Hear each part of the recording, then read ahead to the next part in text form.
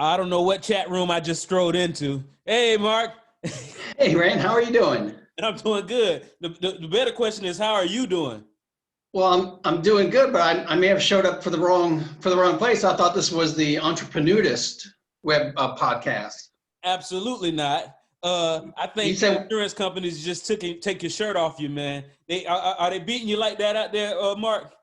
no, but you said we're going to bear all. Absolutely, man. You took it literally, and I meant figuratively, and that's one of the things that we're going to be talking about: ambiguity in wording, right?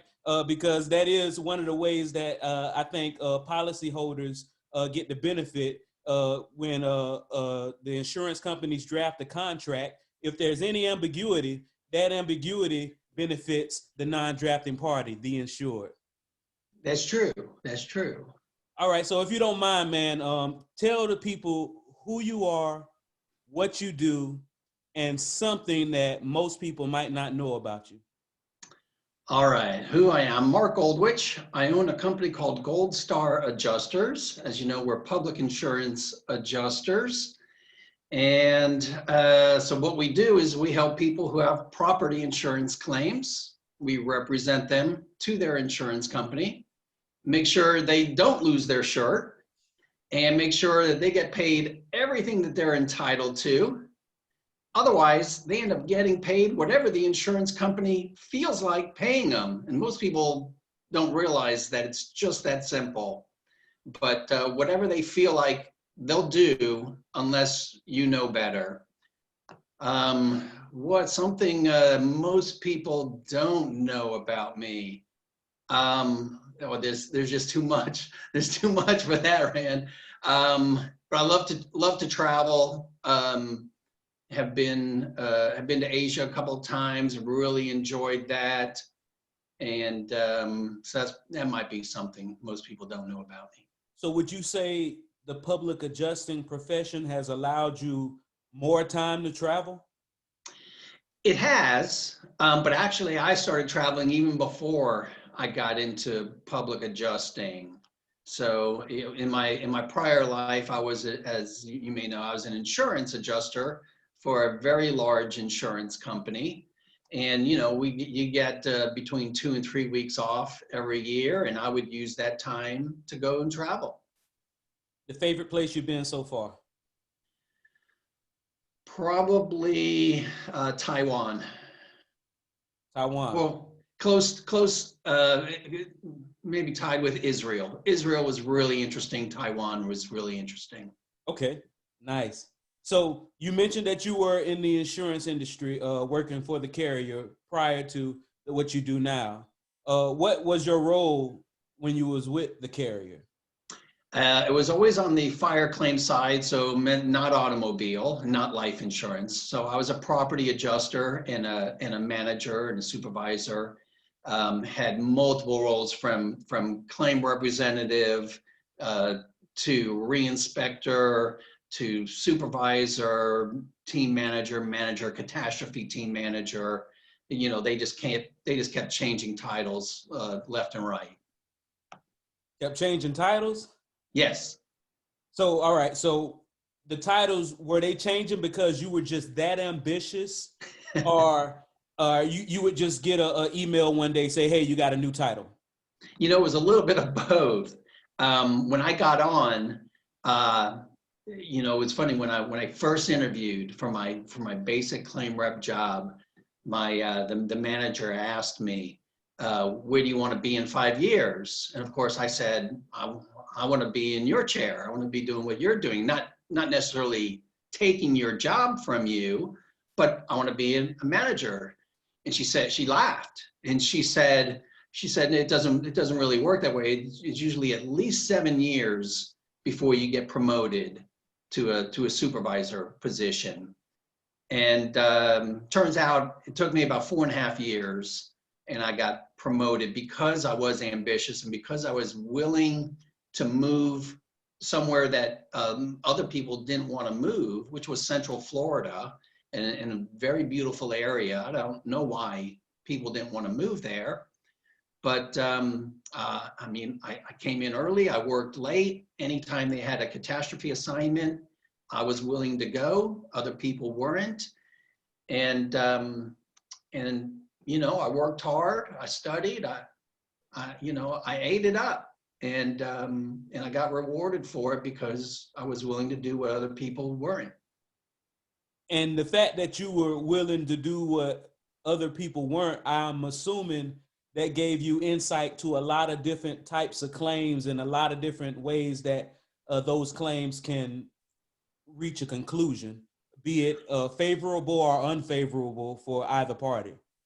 Absolutely, because, you know, when you're going on a catastrophe assignment, you're going from a situation where you're handling, you know, one claim or two claims a day in the in your regular office, to now you're at a catastrophe site, and you know, you might be inspecting up to 15 claims in a single day. And so just the sheer numbers of claims and the various situations may be just a little bit different from one to the other, but there's always something new. So when you're doing this time after time after time, you just come across, naturally, you come across all kinds of situations with all kinds of people, and just slight variations in the type of property, the type of building materials, just the nuances of the claim. So you get a much better experience. Oh yeah, that old adage, practice makes perfect, I found really stands true in the handling of claims, because uh, the the accessories of handling a claim changes based off the state laws and things of that nature, but the base, the steady handling of claims has not changed in a long time. And someone like you who's been doing it for a while, I can see how that can just stick with you. How many years were you with the carrier? 17 years. 17 years. See, it took me a long time to see the light, and they were really good at, you know, there's really no other way to say it besides brainwashing.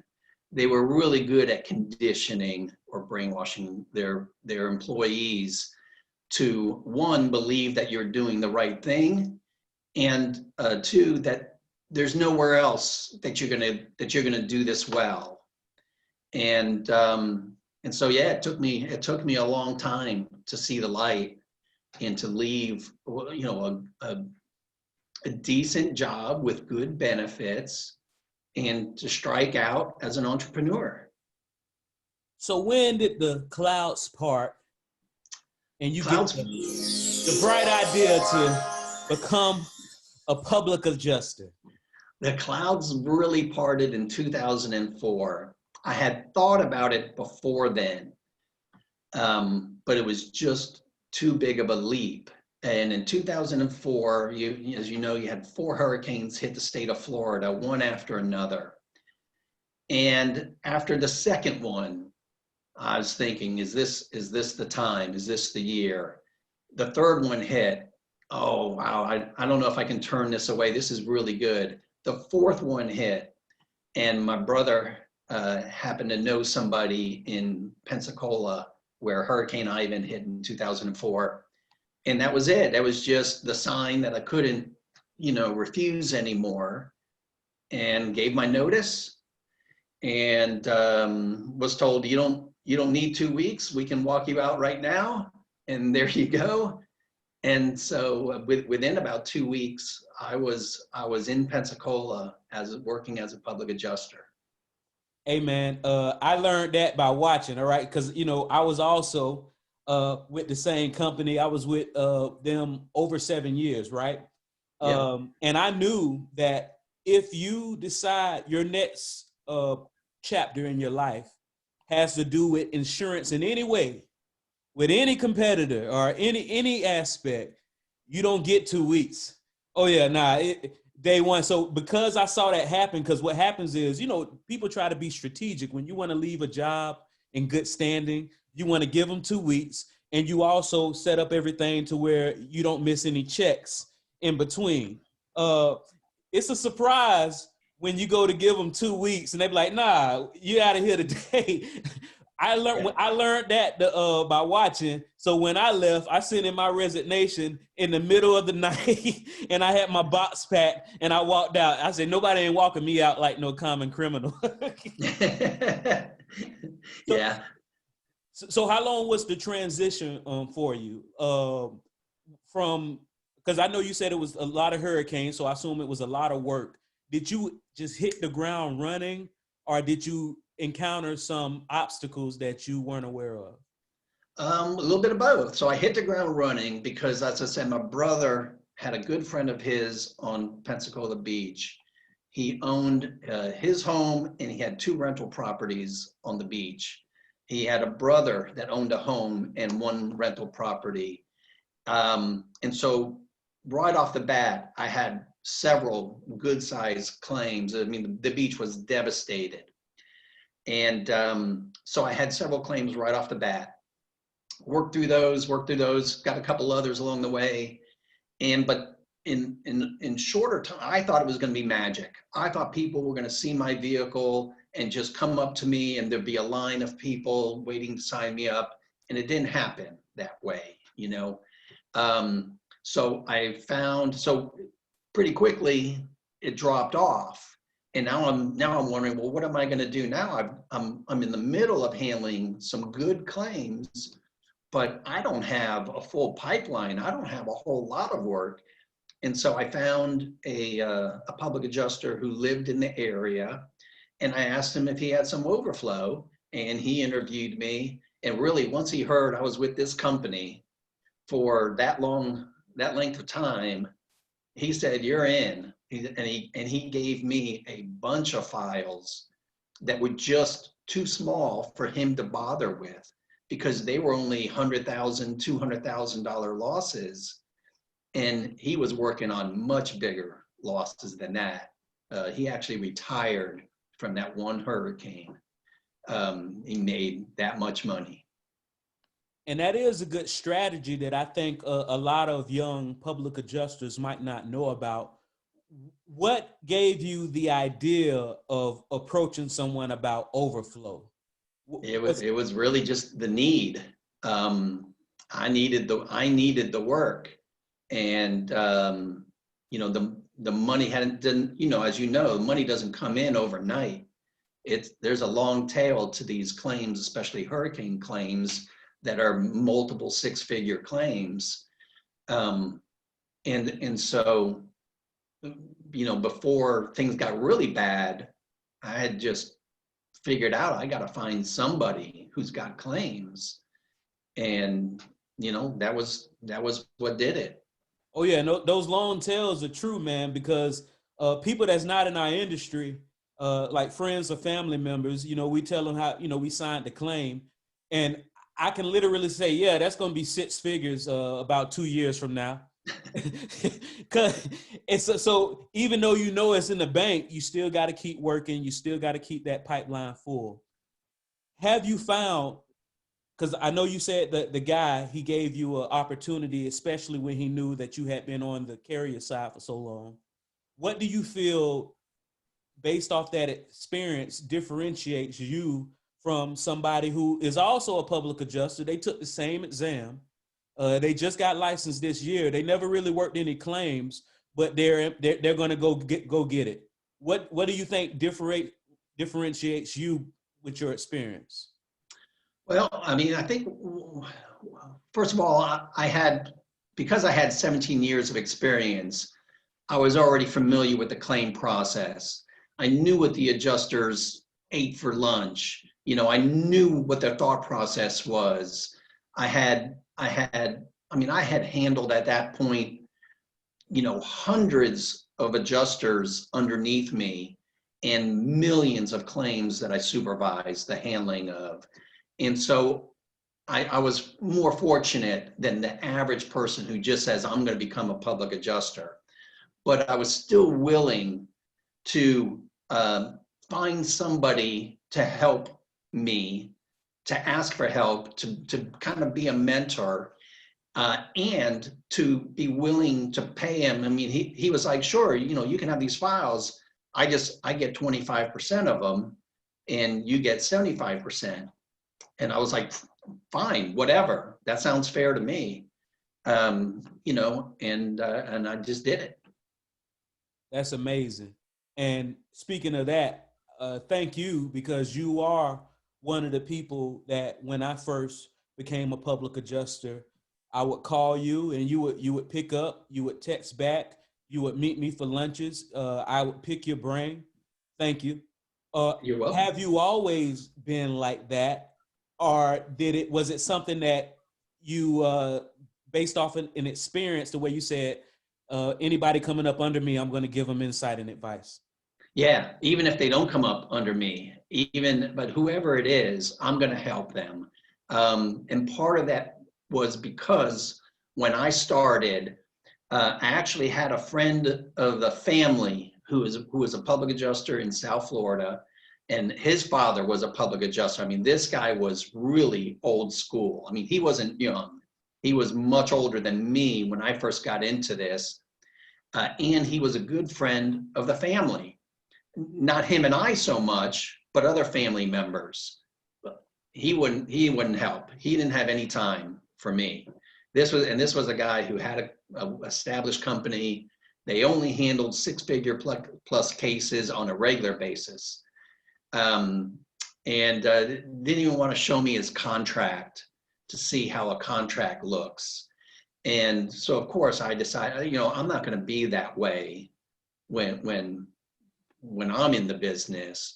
And so, of course, it wasn't just him, but I found a lot of public adjusters treat all of their business as trade secret, you know, common stuff. And a lot of public adjusters are not very open about sharing information. It's gotten better with social media, but when I started, it just wasn't happening that much. There was not a lot of sharing. There was not a lot of welcoming. And so I didn't want to do it that way. And I tell people all the time, you know, whether you come on with me or not with me, you're in this state or another state, if you have a question, I'll answer it, whoever it is, and I do it all the time. And this is actually the first industry that I came in, because usually I think a lot of people can relate to this. Usually whenever you get to a new job, the people who were there before you say, hey, it used to be better than this. You're right. It just got worse. It used to be so good, but now it just got worse, right? This was the first industry that I came in where everybody was saying everybody used to keep secrets. Now it seems like all of the big players are sharing their knowledge. Since you were around for both sides of it, what have you seen that sharing of knowledge change? I think it's making all of us better. You know, obviously you get a lot of different opinions when you post a question, right? Or a scenario. And there's always going to be those who, no matter what it is, they're going to knock you and they're going to say they got to, or they're going to knock anybody and say they do it better, right? But you get a lot of different viewpoints and you get them in real time, and then you get to pick and choose which you think are better. And of course, you get to learn who the people are who really know what they're talking about, and then who are the people who just bluster, right? So I think it's making all of us better when you can share knowledge in real time from multiple people with different experience levels, backgrounds, viewpoints, and everything else. It's good. I like it. It's making us better. Absolutely. So another great thing about this industry is somebody can start out just one shingle, literally and figuratively. Somebody can start out with just one shingle and make it on their own, right?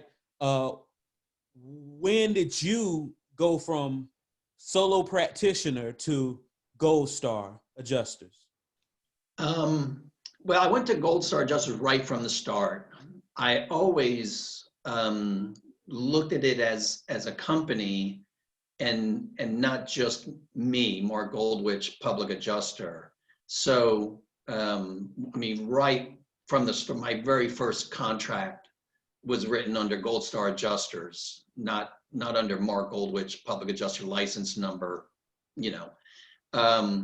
So it was always that way. But a couple of years into it, after the first couple of years, I got very lucky. 2004, we had the 4 hurricanes hit. I really only worked Hurricane Ivan in the Panhandle. 2005 was Katrina and Wilma, right? Those hit South Florida and Louisiana, but I didn't go to Louisiana. I went to South Florida, where I'm from, had a lot of work there. So between 2004, 2005, 2006, I was working claims between the Panhandle and South Florida, Miami, basically. And then in 2007, kind of landed back in Jacksonville when I was finished with those. And now I'm thinking, well, what now? There's no hurricanes hit Jacksonville ever, you know? And, you know, not a ton of people who knew what a public adjuster was. So the daily claims were kind of hard to find and to, you know, to get noticed on. But I got involved with the chamber. I, you know, did networking. I just ran around and, you know, hustled like an entrepreneur does when they're hungry.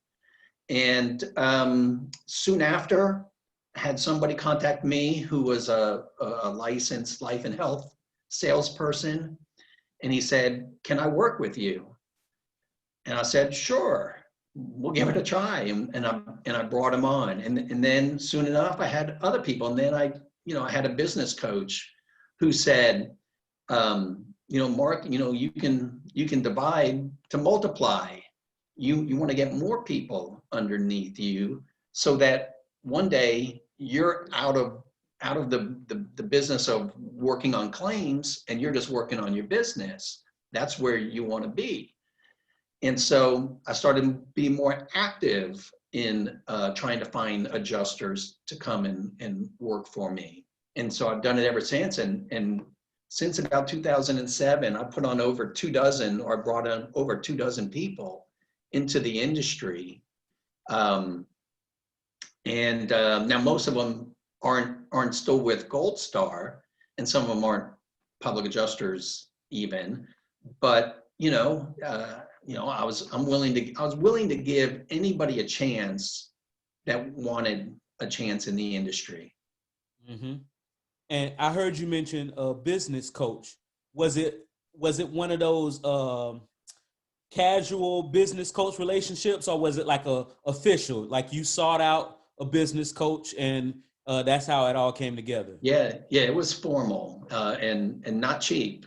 But you know, it was just, to me, that was a part of doing business.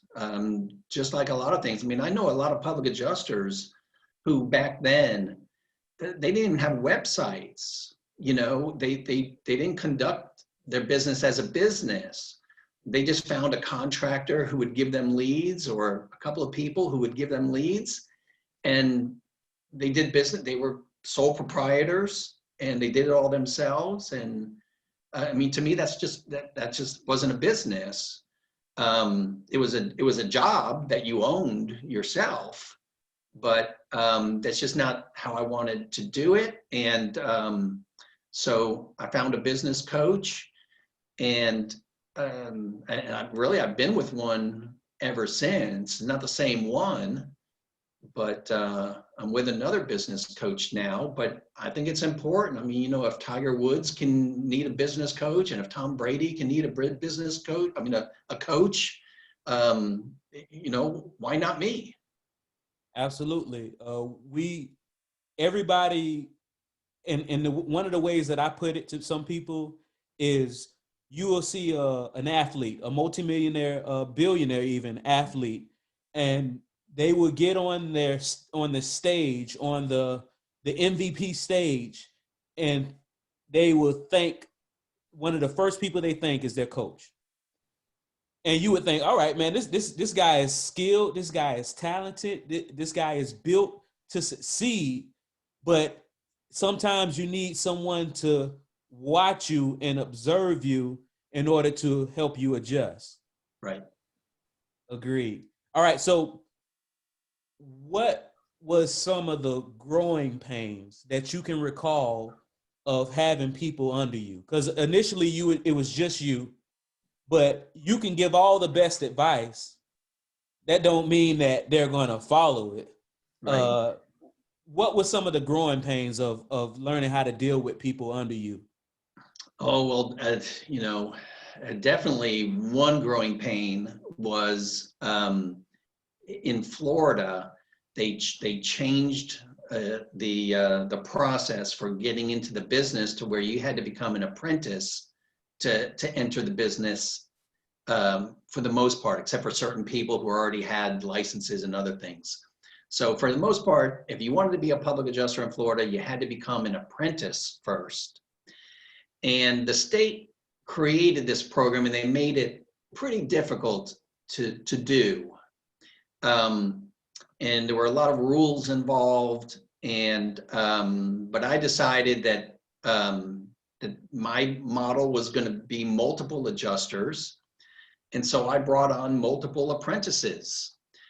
And unfortunately, I think this got me a little bit noticed from the Department of Financial Services. They were not expecting people to actually use the program that they created, because they intentionally, I think they wanted to make it so difficult that nobody would do it, and so risky that nobody would do it. And one of the ways they did that was to say, if you bring on an apprentice, you as the supervisor, you're liable for whatever mistakes they make. Mm. And if we're coming after the apprentice, we're automatically coming after you. And I had an adjuster make a mistake, and the department came after both of us. And when they come after you, they come after you hard if you're a public adjuster. If you're an insurance company adjuster, they don't notice so much, they don't see so much, they don't hear so much. But if you're a public adjuster, they come after you hard, and they mean business, and they were aiming to take both of our licenses. And because he was an apprentice, he just said, you know what, I'll give you my license for now. And in 2 years, he was able to just get his public adjuster's license because he had finished his apprenticeship. But they were still coming after me, even though he gave up his license to not have to deal with the situation. I had to hire an attorney, and I had to defend myself and all of that kind of stuff. So that was kind of tough. And there was a time when I had, there was a time, I think I had 17 adjusters working for me at once. Most of them were not really engaged. So that was a growing pain, having to deal with that many adjusters, a lot of which, no matter how much you tried to motivate them, they had other, means of income, and they just weren't applying themselves to the public adjusting part of it. And it was just frustrating. Oh yeah, I mean, you really have to lock in because there are a lot of claims out there, and some people can just luck up. But once you get to handling claims on a regular basis, and like you said, you get on the radar of certain organizations, you really have to make sure that you're dotting all of your I's and crossing all of your T's. Or as the carrier might do, cross their I's and dot their T's, right? So, yeah. Or just hire another lobbyist. Another lobbyist. Shout out to all the lobbyists that are keeping all of these attorneys working so hard. All right, so Mark, what's something that a young public adjuster, what's something or some things that a young public adjuster should ask a new firm before they sign on to be a part of that organization? It's a great question, because I talked to a lot of public adjusters and a lot of new public adjusters, and I find a common thread with the newer public adjusters, and that is that they signed on with the first firm that they ever talked to, and it just more often than not, it turns out to be a mistake. I would say talk to multiple firms, interview the firm. They're not interviewing you. You should be interviewing the firm, because I mean you're putting your career with them. Now they're kind of doing the same with you, but they already know what they're doing. You've got to be sure that the firm you're with is going to have the time to support you, that they're going to be giving you a fair split. I hear of firms splitting off 10 and 20% to new adjusters. And to me, that's terrible. It's a bad deal, especially when you're not getting a lot of support. You want to see what kind of systems they use. Do they use Xactimate? Do they have an estimator? If you're not comfortable at writing your own estimates, or if you're not even comfortable climbing your own roofs or crawling under your own homes, that they have an estimator, or at least they have someone that they can refer you to do those things, or to help you, or to show you things like that. You need to be able to, you need a support system, maybe a company that's got systems in place, phone system, claim management system, estimating system, system of handling claims, just a process, a set process for how to handle claims, so that when you have questions, they can give it to you. Heck, they can give it to you before you even need to come to them. I mean, I've got a whole manual and a whole bunch of what we call workflows that guide you step by step through pretty much any process that you come across. And as we find more, we just create another workflow, so that we don't have to answer every single question. We can say, well, you know, look through the workflows and find the one that meets the situation. And then if you still have a question, you know, you come and ask. Now, most of them, they just come and ask before they bother to do their little homework, but you know, that's what happens. And that is one of the things that I hear from public adjusters who started with a firm, that they don't feel like they're learning a lot. And you know, and they're bringing claims. It's one thing if I think if claims were just falling in your lap, then you would all right, I'm putting claims in your lap. You got to do something. I'm gonna help you when you need it, but also use your own ambition and will. But if you're also bringing the claims, and you're not learning, it seems like you say, and you're getting a low split.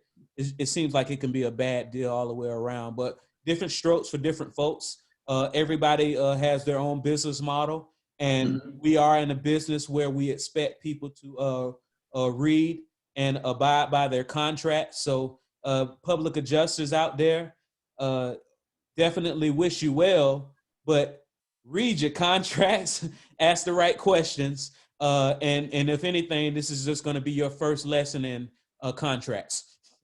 Right. You definitely read. I mean, yeah, you want to get a copy of the contract before you're signing it, and really you want to ask all of your questions even before that.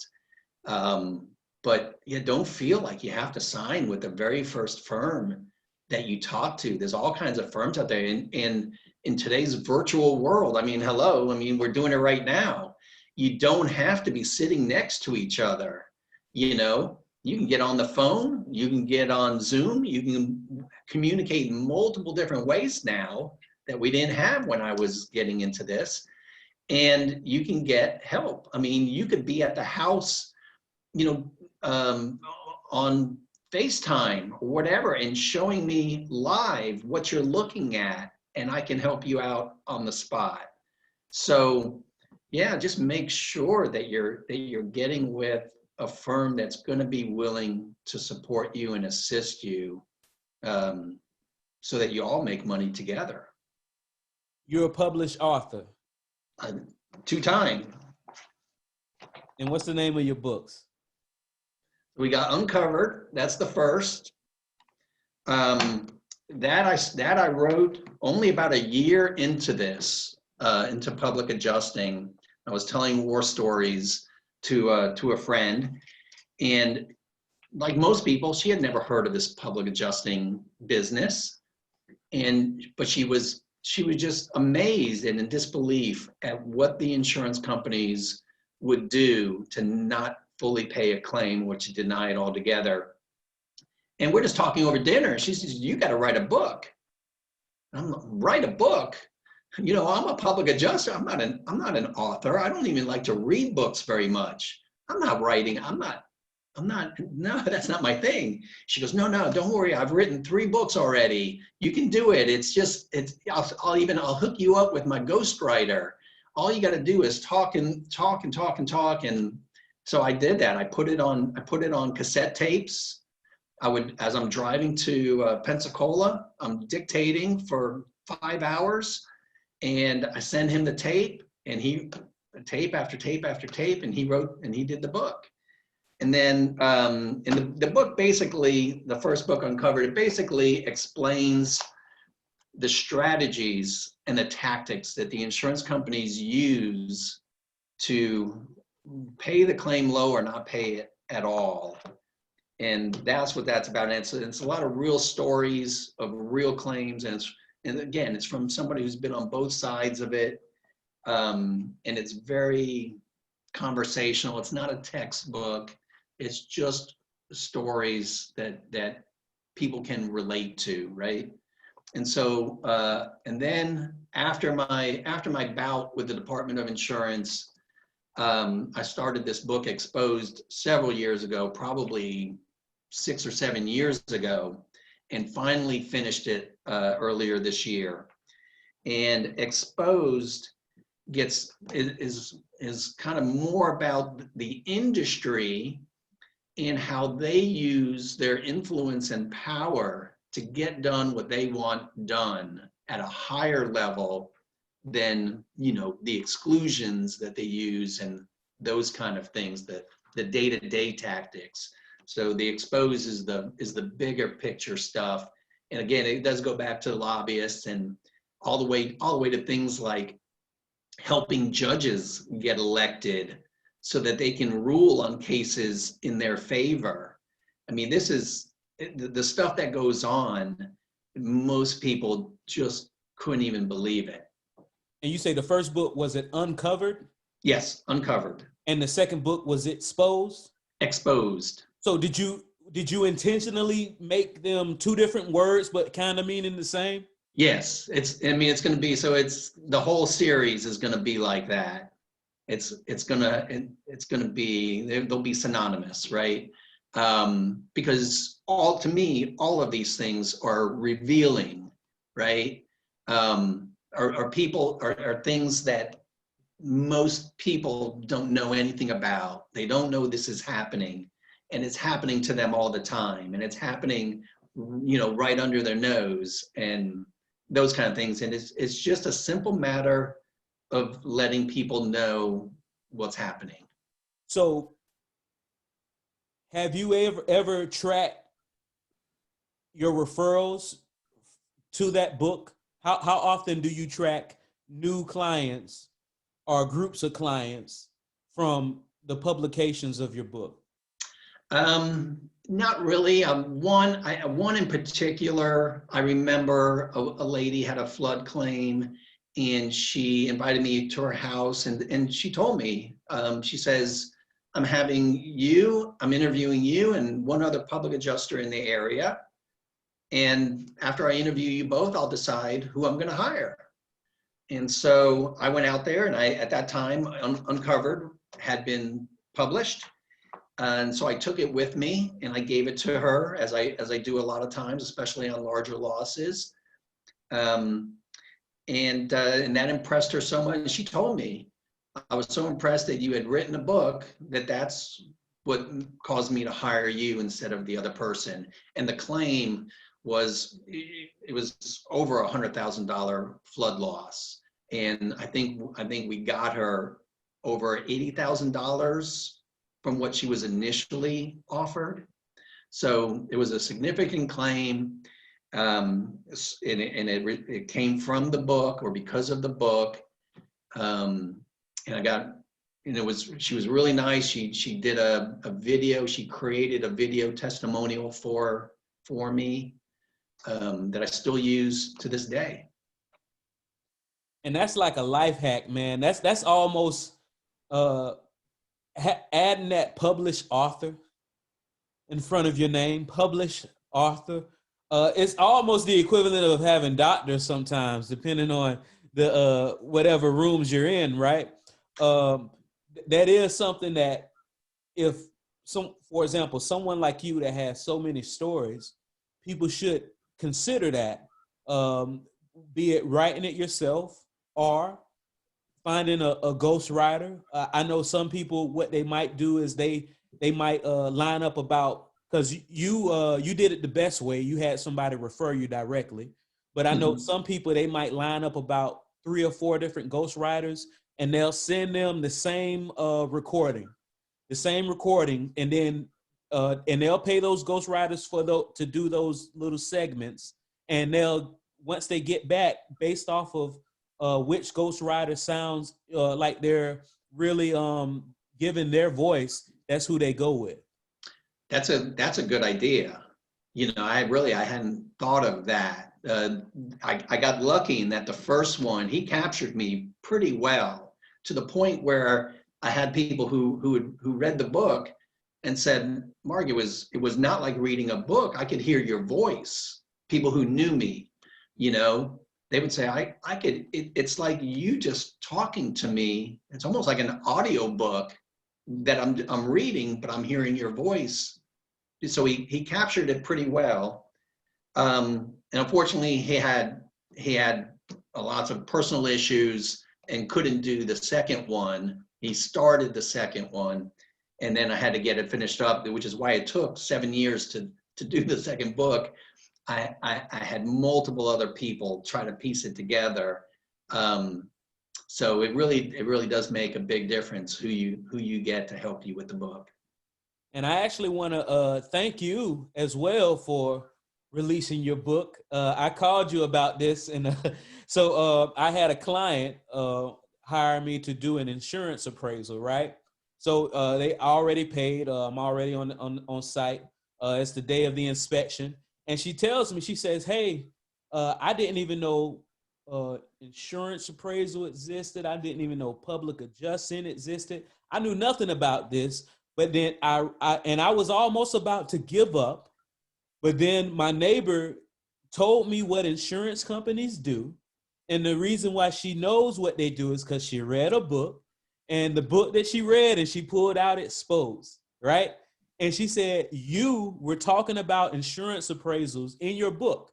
And once she read your words, she felt confident, because whenever I do insurance appraisals, I request my fee up front. I'm very confident in what I do. I make no guarantees, but I do what I do. And in order for me to do what I do, I need to feel confident that my bank account looks the way it's supposed to look, right? So she already paid me and everything. And then she said, and she said the main reason she hired me was because of this book.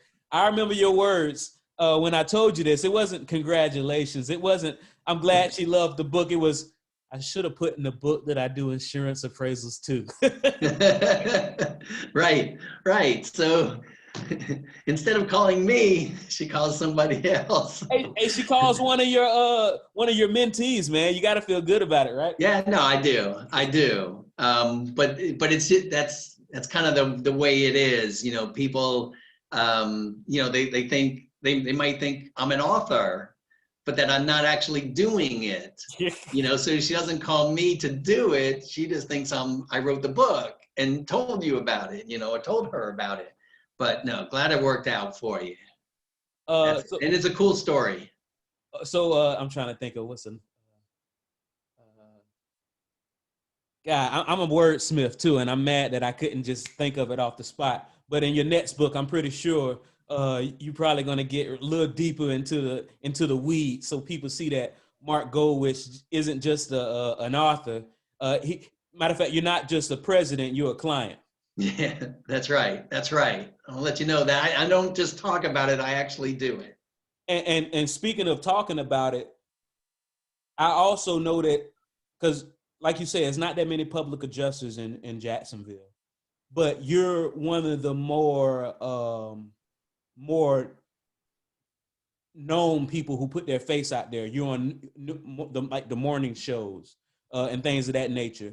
What made you decide to start doing that? Did it just happen, or did you purposely set out to become the face of public adjusting, seemingly in Jacksonville? It was, it was business. I mean, I thought that's how business was done. I thought when you start a business that you go to the Chamber of Commerce and you become a member. And now I hear people now say, "What's the Chamber of Commerce?" And they don't know what it is.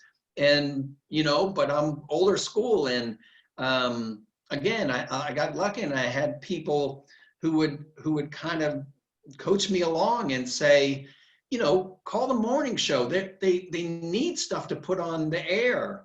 Have you ever watched the morning news and see the segments that they do? These people are starving to put information out there on TV. You can get on TV, you'll get recognized, the phone will ring. And I gotta say, I've been on the news after one of the close hurricanes, Matthew, or it might have been Matthew. I think I was on the news like 5 times in 6 days. And I thought that was great. But I'm waiting for the phone to ring as a result of me being on the news, and it's not happening. But but that's okay, because I could use the clips from me being on, and I can put it on social media, or I could put it on the website, and I could use it another way. But I thought you can't just say to your prospect that you're an authority. You've got to be able to back it up in some way. So writing the books helps back up that I'm authority. Being on the news helps me back up that I'm an authority on the subject. And I was just looking for any way that I could to get noticed, to get attention, so that people would realize that we exist. Because as you know, this profession is one that 90+% of the population, they have no idea that the industry exists, let alone your company. Most companies are struggling to differentiate themselves from other companies. Well, none of that helps if the people don't know that the job exists, that the industry exists. That's the struggle that we have. And I was just determined to change that. Absolutely. And you have been doing your part, and you're all over the internet, all over TV, and all over books. Is there any last thing that you would like to share with the entrepreneurs audience, which is primarily entrepreneurs, business owners, and very ambitious people climbing corporate ladders? Something I would. So along the way, I actually created a nonprofit that I started. It's called Veterans Claim Victory. And it came about because I wanted to do something that would benefit veterans. And I had never served, and I had kind of always regretted not serving my country, right? I have multiple family members that have served, including my father, my brother. I have a brother that's a police officer. So initially it was going to be for veterans. I knew I wanted to do something for veterans. And then I said, well, what am I going to be able to do? All I know in my life is claims. I mean, I've been doing claims for 34 years. This is what I know. So I said, well, I'll tie the two together. And so I created this nonprofit that helps veterans and first responders transition to civilian life in the insurance claim arena. It doesn't have to be as a public adjuster, and it doesn't have to be with Gold Star. It can be a catastrophe adjuster for an insurance company or for an independent adjusting firm, or it can be an estimator, anything, you know, a drone pilot doing drone footage of disaster sites, anything that's insurance claims related and is going to benefit military and first responders. And I added first responders because my brother is a retired police officer, and one of my adjusters here is a retired firefighter from Jacksonville. And so I wanted to include first responders as well. So if you've got some folks or some friends who are looking to donate to a 501c3 nonprofit, part of it is also as a tax shelter, or they just want to do something good for folks who've done a lot for the country. veteransclaimvictory.org is the website, and folks can help us out, because we can't do anything without donations. It's how all charities work. You know, the goal is to do good. I don't get any money from it. I just give money to it. But for us to do good for folks who have done good, we need contributions. Nice. And I know you say you help the veterans and first responders transition to whatever field in the insurance industry they desire. How exactly does your organization do that? Like, what are some of the things that y'all do with the donations? Well, first we have to raise awareness. So we have to let these folks that are retiring or coming off of work in the military or as first responders, because a lot of times, especially if they get in early, they're done and they're 50 years old, 35 years old even, and they're retiring. So we have to raise awareness that it's an option for them to get into this field, because as you know, most people have no idea that the field exists, and they're not thinking about it. And not all of these folks have college degrees, and this is, as you know, this is a job that doesn't require a college degree, but they have training and real world experience that makes them very well able to handle this kind of work and this line of work. So I just thought it was a good fit, and I think it's just a good way to transition them. One, we have to raise awareness, and then after we raise awareness, we can educate them on the options and the opportunities, and then sometimes help them with the training, the courses, the certifications, those kind of things. Maybe the legal guidelines, the rules, the statutory requirements, and those kind of things, and get them prepared, and then maybe do job placement for them, and then help them, with coaching or guidance, along the way to help them to succeed. And not just about showing them the door, but once they get through there, you got to help them along the way and make sure that they don't just make it through the door, but that they thrive and they succeed. So if I'm hearing this correctly, does that mean a veteran comes to your nonprofit organization and what the cost of the licenses are covered, or? Could be. Okay, got it. Depending on what it is. It kind of depends on the donations that we're able to get. Obviously, the more that we can get, the more that we can do. And Okay. we're in the infancy. It actually started in 2020. And as you know, not a great year for starting something new like this, but at the beginning of the year, we didn't know COVID was coming and all of this. So was not a great year. You know, a lot of people are pretty strapped as it is. A lot of people have a sense of uncertainty, and so you know, hopefully 21 will be a better year for doing this. Perfect. So first things first, people have to donate, and then once they donate, you're going to be able to use those funds to help veterans and first responders transition into this beautiful industry of insurance and financial services. Mark Goldwich of Gold Star Adjusters, thank you so much for coming on the Entrepreneurs Podcast. I hope you have an amazing day, and I hope you keep fighting the good fight. Thank you. Thank you, Rand. I appreciate the opportunity. And you know, I'm sorry I'm a little underdressed, but I really thought this was the Entrepreneurist Bear All website or podcast. So. Ambiguity, man, ambiguity. That we bear all, but we bear it via speech and not via clothing, sir. I'm just glad I didn't do this standing up. All right, Mark Goldwich, thank you so much for coming on the Entrepreneurs Podcast. All right, take care.